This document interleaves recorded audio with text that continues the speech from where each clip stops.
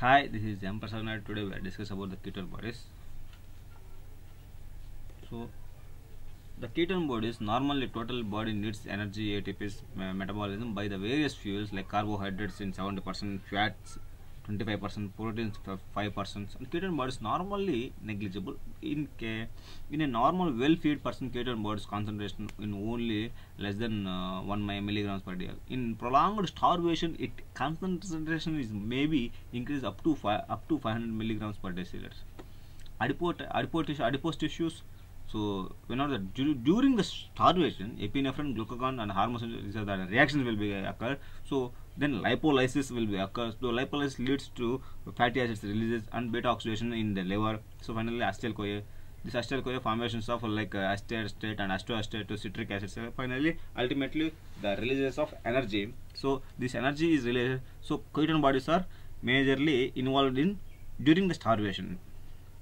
So ketone bodies are active on starvation and uncontrolled diabetes mellitus sites synthesis of liver mitochondria. Acetyl-CoA combines with acetyl-CoA to form the acetyl-CoA to form the HMG-CoA. HMG-CoA finally ultimately acetoacetic acid.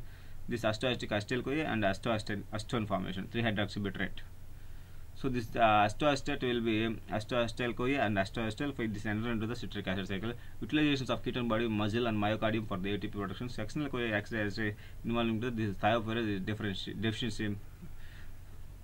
So acetoacetate is majorly energy source in the cardiac muscle and renal cortex, also in brain starvation and diabetes.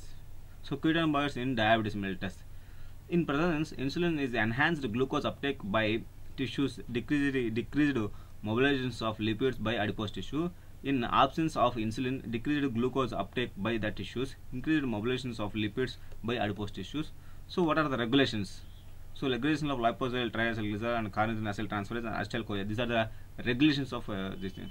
So ketone bodies are not occur in vivo unless there is an increase in the level of circulating free fatty acids that are arise from lipolysis of triacylglycerol in adipose tissues. Free fatty acids are the precursors of ketone bodies in the liver.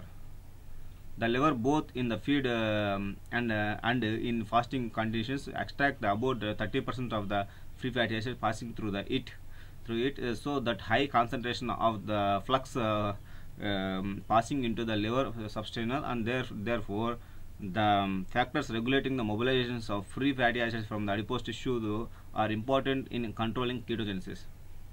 So this is glucose uptake. So glucose, whenever the glucose will be decreases, so this is the how starvation ketogenesis are productions here. So regulations of ketone body synthesis like triacylglycerol, free fatty acid to acetyl-CoA to finally ketone bodies formations.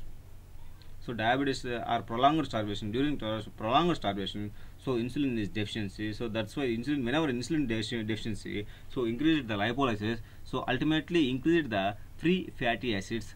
The increase of free fatty acids increase the formations of ketone bodies like ketonemia, ketonuria, ketos. These are the 3 ketos will be occur. What are the conditions? Increase the whenever the duration of prolonged starvations, ultimately what happened? Insulin is deficiency.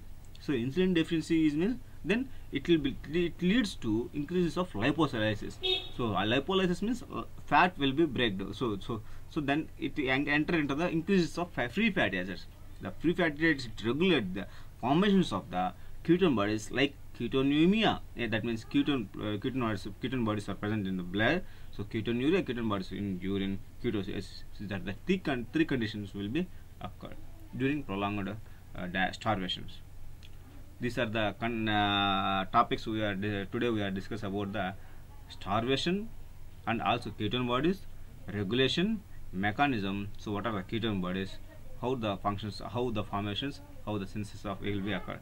These are the things we are discuss about today. Thank you very much.